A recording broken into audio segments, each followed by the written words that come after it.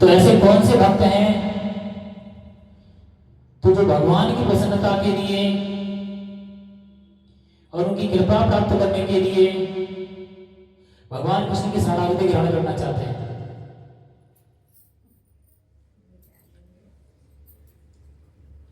कहने से, हाथ उठाने से कृष्ण भगवान कृष्ण की शरणागति प्राप्त नहीं होने वाली,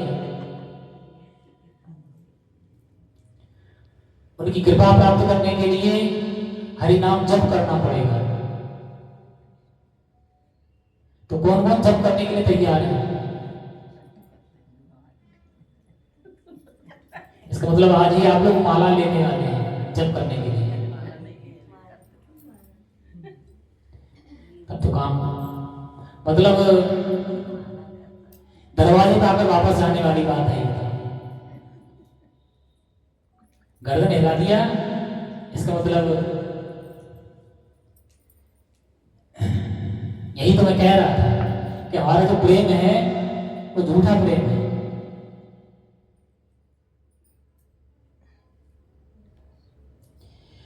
चलो, आप भक्तों की इच्छा है, हमारा काम है आपको बताना। अब आगे चलते हैं, बात करते हैं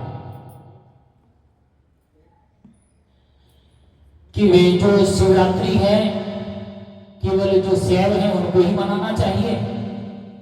किसी के दिमाग में ये तो नहीं है जो हरे कृष्ण महामंत्र जब तक उनके दिमाग में आ गया हो कि अब तो हम भगवान कृष्ण का ही नाम लेंगे, किसी और का नाम नहीं लेंगे। कृष्ण ही सर्वोपरि है, इसलिए हम किसी को कोई इज्जत नहीं देंगे। इसमें थोड़ा है भी और नहीं भी है। अगर है तो गलत है। बताएं प्रभु कैसे गलत है? अगर मेरे लिए मेरे आराध्य कृष्ण ही सर्वोपरि हैं, लेकिन भगवान शिव का अपमान करना नहीं है, तो गलत कैसे है? प्रमाणित करें। क्या हम इतने बड़े भक्त हैं कि मैं हर जगह कृष्ण के दर्शन होते हैं? नहीं, बिल्कुल नहीं। तो मैं वही प्रेम भक्ति प्राप्त करने के लिए तो भगवान शिव की पूजा करनी है। मैंने कहा अपमान की बात माना कि हम किसी को नहीं पूछेंगे, हम तो कृष्ण को ही पूछते हैं।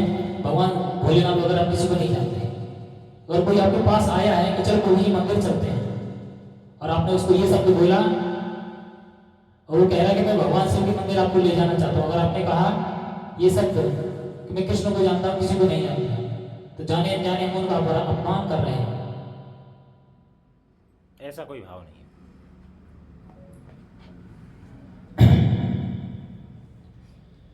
तो यहां पर वही बात कही जा रही है, वैष्णवों के लिए भी कर्तव्य है। क्या कर्तव्य है? वो भी बताया जाएगा। शास्त्र स्पष्ट करता है कि शिवरात्रि केवल शैवों के लिए नहीं, वैष्णवों के लिए भी है। स्कंद पुराण के नागर खंड में कहा गया है कि इस रात्रि में भगवान शिव समस्त शिवलिंगों में विशेष रूप से प्रविष्ट होते हैं।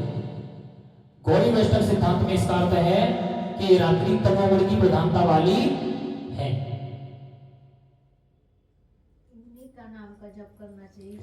इसका मतलब ये है कि इस रात्रि भगवान शिव जो है तमोगुण के अधिष्ठाता देव है।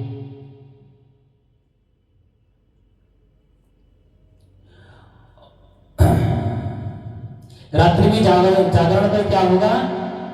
तपोगुण पर हमें विजय प्राप्त होगी। और व्रत करने से क्या होगा? हमें रजोगुण पर